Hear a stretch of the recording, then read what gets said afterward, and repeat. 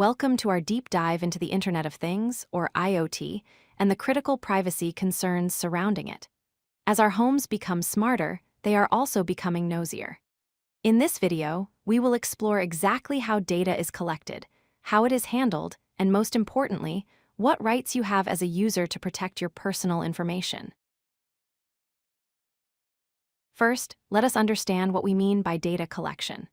Smart devices are constantly gathering information. This includes voice recordings from smart assistants, location data from wearables, environmental data like temperature from thermostats, and even sensitive health metrics from fitness trackers. This data is essential for the devices to work, but it also paints a vivid picture of your daily life. It is important to distinguish between active and passive collection. Active collection happens when you talk to a device or press a button, but passive collection is the silent observer. This is data collected in the background without you doing anything, like a vacuum mapping your home or a watch tracking your sleep. This constant, background monitoring is often where the biggest privacy risks lie. Why do companies want this data? Often, it is for profiling. By aggregating data from different devices, companies can create a detailed profile of who you are. This can be used for targeted advertising, making inferences about your lifestyle, or even assessing risk for insurance purposes. The goal is to predict your behavior and monetize your habits. Privacy is also a security issue. Many IoT devices are rushed to market with weak security. They might have default passwords that are easy to guess, or they might lack the ability to receive software updates. This makes them vulnerable to hackers who can intercept the data being sent from your device to the cloud, potentially exposing your private conversations and video feeds. Fortunately, governments are stepping in.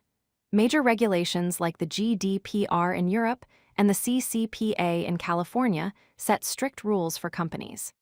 These laws give users specific rights, like the right to access the data a company has on them and the right to demand that data be deleted. They also impose heavy fines on companies that fail to protect user data. Under these regulations, companies are expected to follow best practices. This includes encryption, ensuring data is unreadable to hackers, anonymization, stripping away personal details so data cannot be linked back to you, and data minimization, meaning they should only collect the data they actually need, not everything they can grab. You should be aware of your 3 fundamental rights. First, the right to know. You can ask exactly what is being collected. Second, the right to delete. You can tell a company to wipe your data from their servers. And third, the right to opt out. You can prevent the sale of your personal information to third parties. So, what can you do right now? Start by changing default passwords on all your devices. Review the permissions for each app. A flashlight app does not need your location. If possible, put your smart devices on a separate guest Wi-Fi network to keep them away from your main computer. And always keep your devices updated to patch security holes. The Internet of Things offers amazing convenience, but it should not come at the cost of your privacy. By understanding the risks and exercising your rights, you can enjoy a smart home that is also a safe home.